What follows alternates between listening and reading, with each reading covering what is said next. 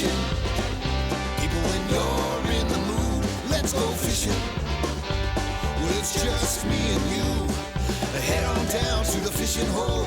Grab your hat, get your pole. Let's go fishing when you're in the mood. Canadian Sportfishing is brought to you by Rapala, premium fishing gear crafted from experience. Yamaha, conquer outdoors. Bait Cloud, bring the fish to you. Dickies, quality workwear since 1922.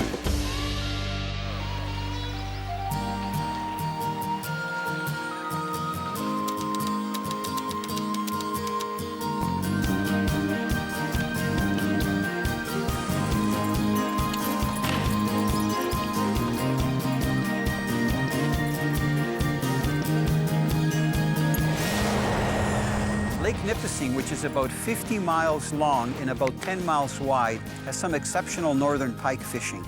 The south end of Lake Nipissing, or the main part of Lake Nipissing, is actually deeper water.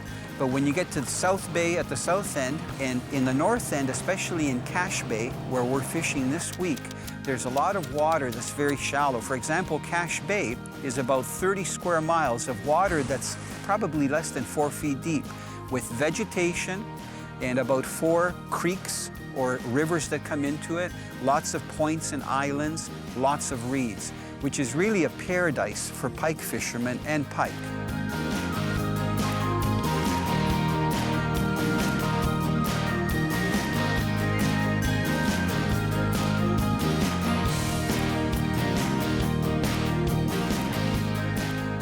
Okay, what a nice hit.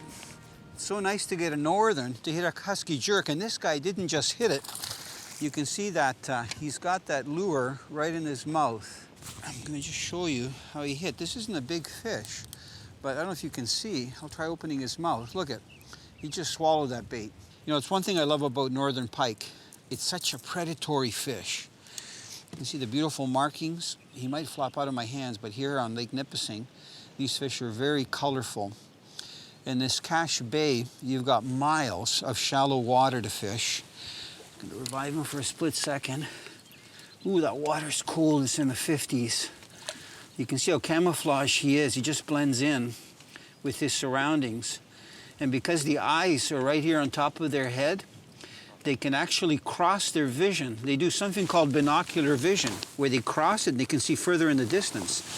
That's why they're such good ambush hunters. They just lay by either the shorelines or weed bed or reeds, and then they just lash out and they grab a fish. This guy's almost ready to go. There he goes.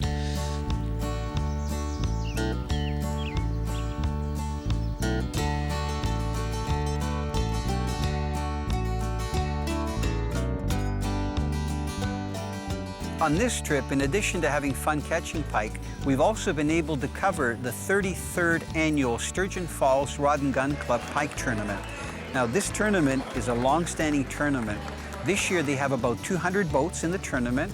Each boat has a 2-man team, and they're targeting to weigh in, or actually it's called weigh in, but it's to measure in the 5 longest pike. So the people that measure in the 5 longest pike are going to get some really nice prizes. They're limited to fishing Cache Bay. So when I say limited, they only have 30 square miles of water to fish. And the neat thing about Cache Bay is it's all pike habitat. What makes this pike tournament very unique is that out of the 5 fish that each boat can actually weigh in or measure in, only 1 can be under 24 inches, 2 over 34 inches, and 2 in between that.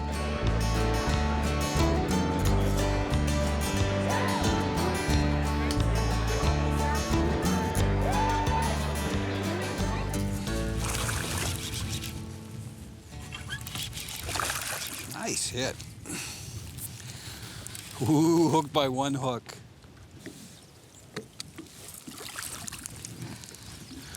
Here. Notice I'm keeping my distance from this fish. Pike are awesome, but they've got a lot of teeth. Perfect release. Just checking the lure to make sure none of the hooks opened up.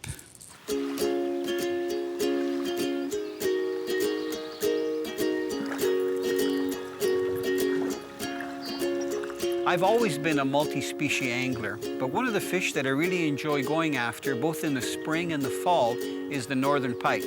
Now there's a reason why they call it the northern pike. When you get into some of the southern ranges of North America, the water is too warm for them. So in fact, they're a really Canadian fish. You can get them deeper, but the majority of them are shallow because they've just finished spawning. In the fall, it's kind of the same thing. They go shallow, not to spawn, to feed. And that's one of the times when you can use a variety of techniques when you're targeting them.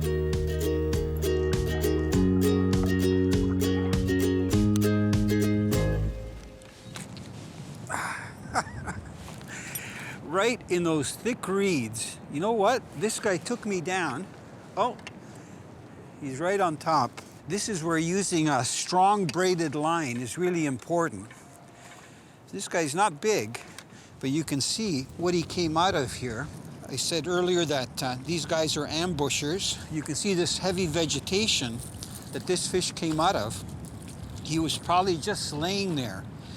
So he's a small pike, but you know what? Even a small pike like that will take a twitch bait that's well presented. They're so aggressive, and that's what I love about them. And of course, a mouthful of teeth. Closed captioning of this program is brought to you by Defend Products, eco-friendly protection from biting insects.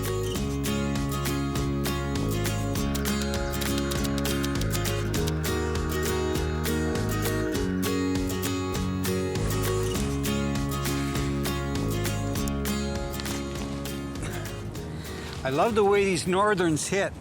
Because they're usually stationary in the middle of the day, they just lash out so fast. Because of their long bodies, they have so much power, kind of like a muskie, only a little bit different. You can appreciate all the cover that's down there. Look at all the stuff that's down there.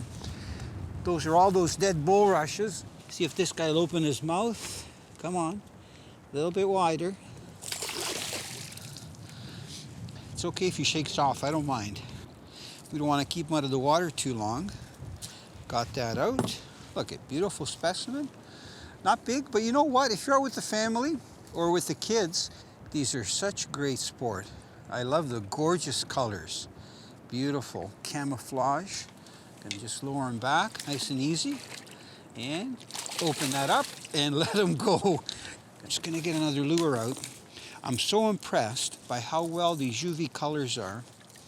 You know, and I think they especially work well when it's overcast. Now I've got these sunglasses on, they're polarized, so it takes a little bit of the color out, but you can see how bright these are. They're almost like glowing, fluorescent. And even though there's nothing in the water that looks like these, you know, there's no bait fish or suckers or anything, I think what it is, pike are so aggressive that it triggers them to strike. So especially when you have this action, you know, when I'm pulling this thing through the water, the twitch bait, it's swimming straight, and then when I jerk it, it darts to one side and then darts to the other side. And I think it's the flash from the side in that bright color that just triggers those strikes. They come out, and I'm telling you, the hits are really strong.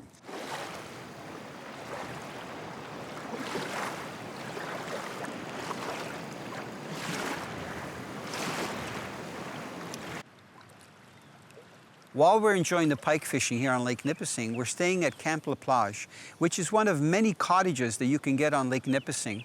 This one, actually, the name stands for the beach. So we've got a beautiful beachfront, lots of cottages, beautiful grounds. I have Mulligan, our dog, with us. She's having fun here. They also have a marina with gas and a fish cleaning station. They have a main lodge where they have a lounge and a store. You can put your boat on one of the docks and actually plug it in, like I'm doing, recharging the battery. So they have everything that I need. So it's nice because the first night that I came, I was testing my husky jerk, and I made one cast off the dock, and I had about an 8-pound pike grab it right off the end of the dock. So you know it's going to be a good trip when you start hooking pike right off the dock. But a matter of fact, this morning we just started fishing right off the docks and started working because it's all pike waters all around the facility. So Lake Nipissing is a great place to bring your family, whether you're an avid fisherman or you just want to relax and do a little bit of fishing. Great location, and it's only about 4.5 hours north of the GTA.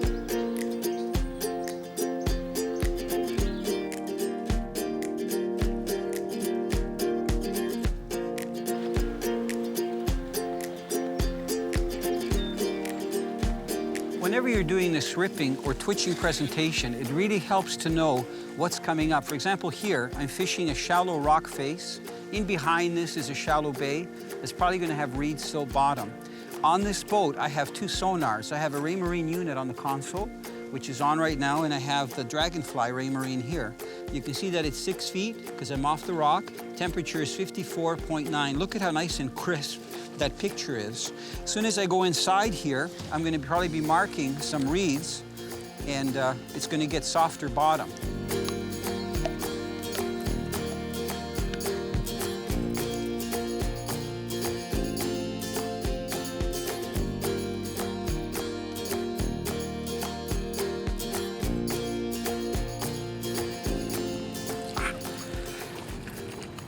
Nice pike.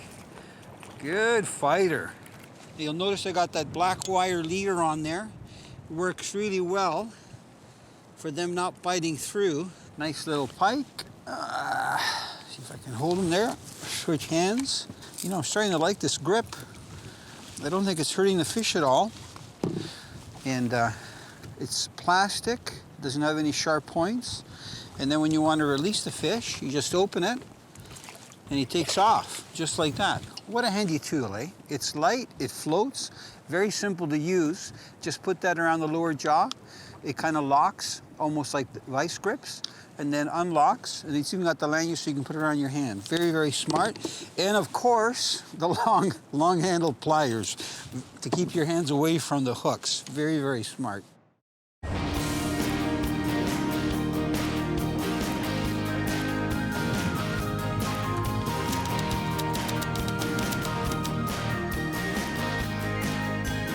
When I'm looking for northern pike early and late in the year, I target shorelines to begin with and also isolated weed beds.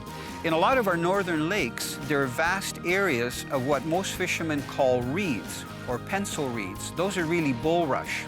And during the summertime, they're green and they're very strong. So when you're casting to them, if you hook them, it's very hard to get your lure out. In the spring and the fall, when they're dying or dead, they're fallen over and actually create a lot of cover for the pike to move in and to lay beside. At that time of the year, even if you hook them when you're using lures that go subsurface, they break off very easily. So the main things to target when you're targeting northern pike early and late in the year is shorelines, rocks and rocky outcrops that you can visually see, weeds that you can see with your eyes below the surface, like coontail, milfoil, and different types of cabbage, and also these pencil reeds. And usually it's in water that's less than 10 feet deep.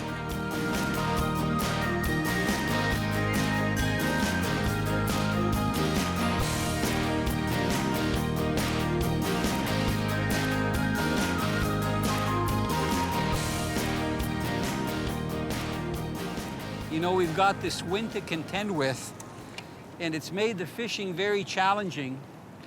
When you're using these twitch baits, it actually helps to have good boat control, but you can probably hear that wind. It is howling. I was going to use the fish grip on it, but I think I'm going to use the net just because this fish is not hooked that well. Oh no, now it's in the net. Come on. Just going to take my time and get the fish unwrapped first. It's a good thing that he's not hooked too deep. The guys in the tournament are probably having a hard time. You know, we've seen a lot of boats. I haven't seen one fish caught. I know they'll be weighing fish in, but just the winds are strong, and we had below zero temperatures again this morning. Yesterday was -5, this morning about -4. Ice on the boats, docks frozen again. So it's just made for tough fishing. I think a lot of the bigger fish are either laying low or they're out in deeper water. Okay, I'm gonna get him back. Didn't have him out too long. Hold him for a split second. Should get his energy back. He wasn't hooked deep, which is nice. And this guy could be a potential 40-plus incher in about 4 or 5 years.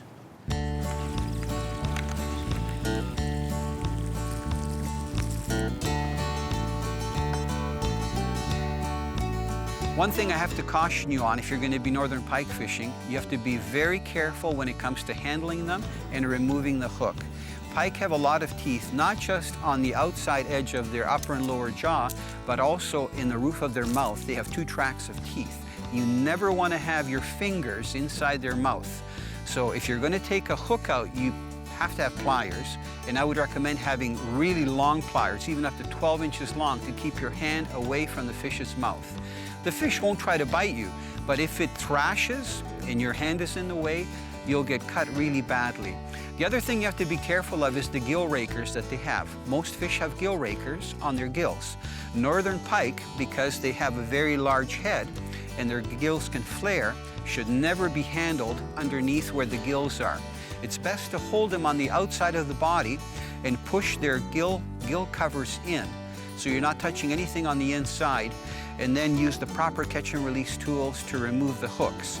If the fish is hooked deeper, it helps if you have a jaw spreader that actually keeps its mouth open, or use the side of the boat or even a stick to open its mouth to try to get the treble hooks out.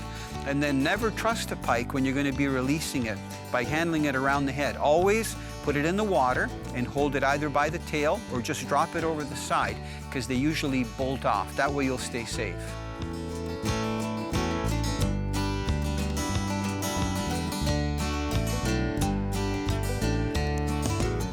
I love those hits. This guy came for it twice. I saw the boil, cast out again, saw the boil again, cast out again, bang, he hit it. Come on, that's like the fourth jump.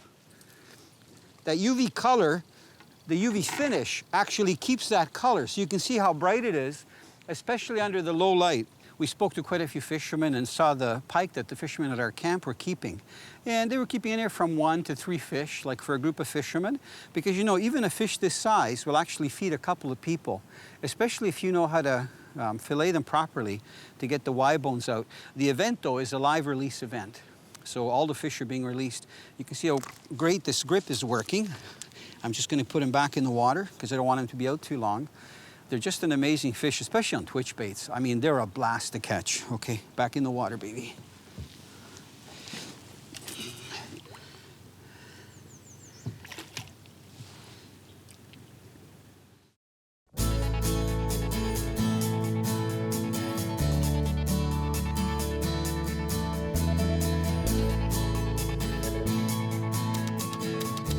When you are targeting pike early and late in the year when they're in shallow water, in all likelihood, there's going to be different size pike. You're going to catch smaller pike, we call them hammer handles or snakes, to pike that are over 40 inches. So it's a very good idea to use a heavier outfit, whether you're using a bait casting or a spinning outfit. Use a braided line if you're casting artificial lures. Definitely use a leader, either a wire leader or at least a 50-pound test fluorocarbon leader. And then when it comes to lures that aren't going to go too deep. If the pike aren't going to be feeding on the surface because the water's too cold and the air temperature's too cold, you want to use subsurface lures that you can work slowly. Twitch baits are some of the best lures that you can use to get pike when they're in shallower water and the water's colder. Also spinners like a Vibrex, up to about a number 6 you can cast and retrieve. A lot of people will use spinner baits. So you want lures that have a lot of vibration, action, and it helps if the lures can be slowed down or suspend when you pause them, because a lot of times when the water's cold, the pike will follow the lure and then only strike it when it stops for a split second.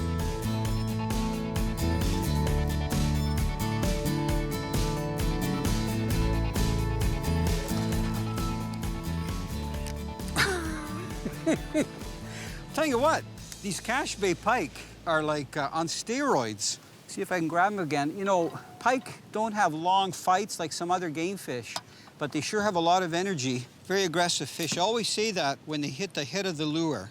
You know, fish are not aggressive when they hit like the last hook. Beautiful northern pike specimen.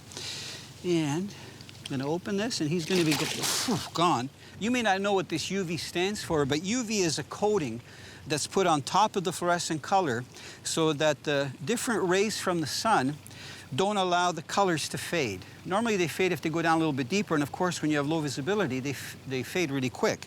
So the UV finish really keeps the color, and especially fluorescent. So you can see this one is like a hot pink almost with the chartreuse and white. This one is that chartreuse back, you know, with the pearl side, and then that, look at the bright orange belly. I really like that orange belly, that's why I've kept this one on. But both these colors work really well, and this is the number 14. That means it's 14 centimeters long. And of course, with both of them, I'm using a leader. So this one has a just a steel leader. You can see that it's curved a little bit from the pike rolling in the line. This one has a 50-pound fluorocarbon leader. So it's literally invisible, but really you don't need invisible because the water's so murky.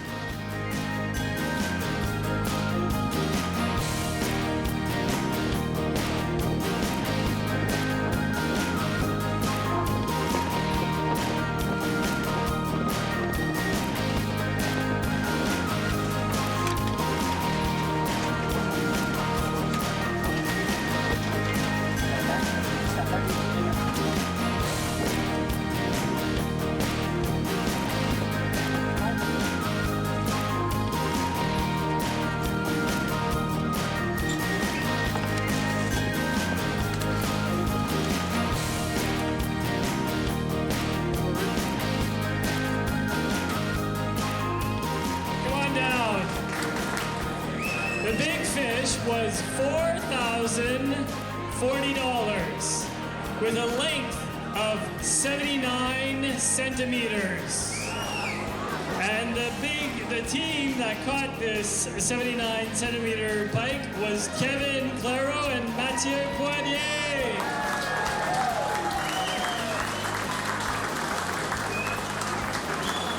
Mike Lacroix and Gerald Judd, winners of $12,000.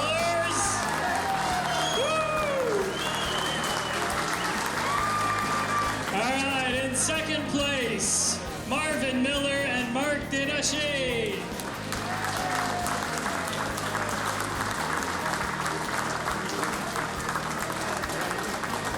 All right, in third place, Michael Hines and Luc Lagacé with 394.2 points.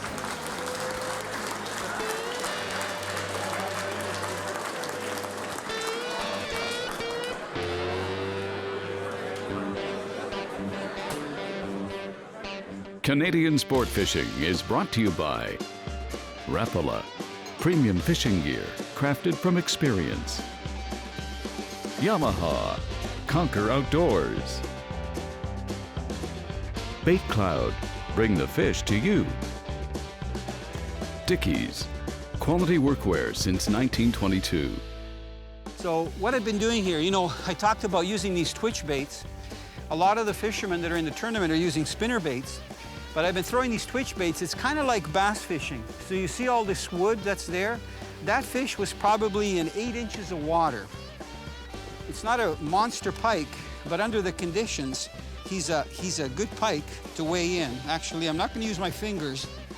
The one tip that I told the guys at the orientation meeting is don't use your hands.